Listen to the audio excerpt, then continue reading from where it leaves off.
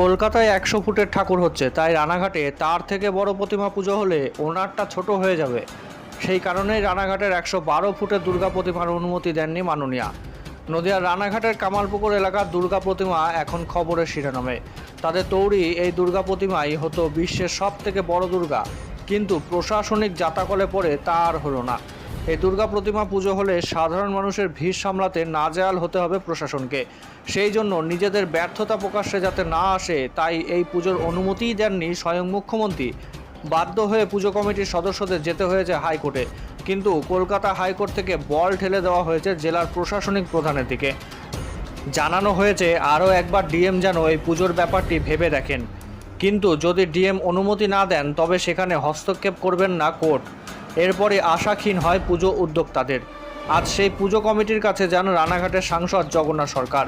সেখানে গিয়ে তিনি বলেন, অন্যান্য জায়গায় যেখানে মুখ্যমন্ত্রীর পুজো সেগুলো কোথাও 70 ফুট আবার কোথাও 100 ফুট হচ্ছে, সেখানে কোনো বাধা নেই। আর এই পুজো ওনার পুজোকে ছাপিয়ে যাবে তাই বাধা। তবে পুজো বন্ধ করা যাবে না, কোর্টের পরবর্তী নির্দেশের জন্য অপেক্ষা করতে হবে।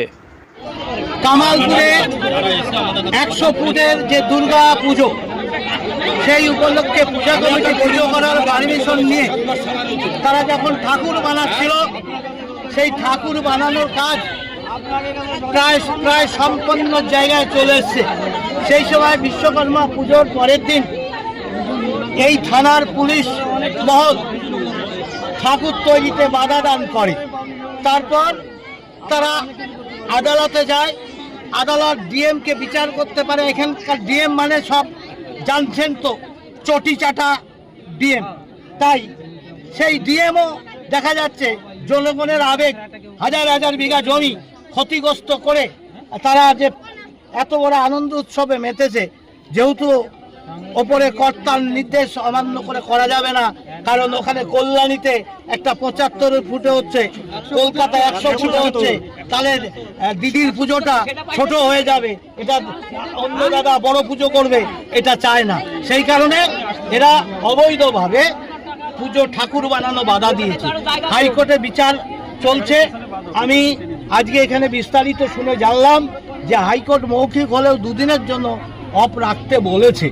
যাই হোক, আমি এখানকার সকলকে বলবো, অনুরোধ করব, পুজো তো বন্ধ হতে পারে না। হাইকোর্ট যেহেতু 2 দিন ঠাকুর বানানো বন্ধ করতে বলেছে, কারণ ক্ষতিপূরণ কে দেবে যদি নেগেটিভ হয়।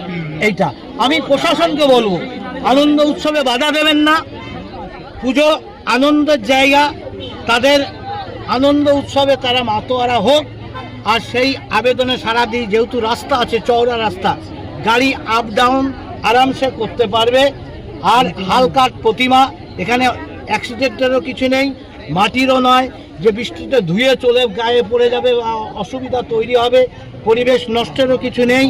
আর এটা আবার যে জিনিসটা যথাযোগ্য স্থানে চলে যাবে, পরিবেশের ক্ষতি করারও কিছু নেই। তাই সার্বিকভাবে পুলিশ প্রশাসনের এই ঠাকুর বাধা দেওয়া উচিত নয়। ডিএমকে বলবো যে আপনি এই পুজো পারমিশনের যে অনুরোধ এরা করেছে, এটাকে মান্যতা দিয়ে আপনি সেই চিঠিটা বিচারপতিকে লিখুন। তাই আমি এসে এই ঘটনা দেখে আমি কথা দিচ্ছি, যদি বিচারের নিষেধাজ্ঞা না থাকে, এ পুজো হবে, বড়টাও হবে, ছোটটাও হবে, সর্বত্র এটা হয়।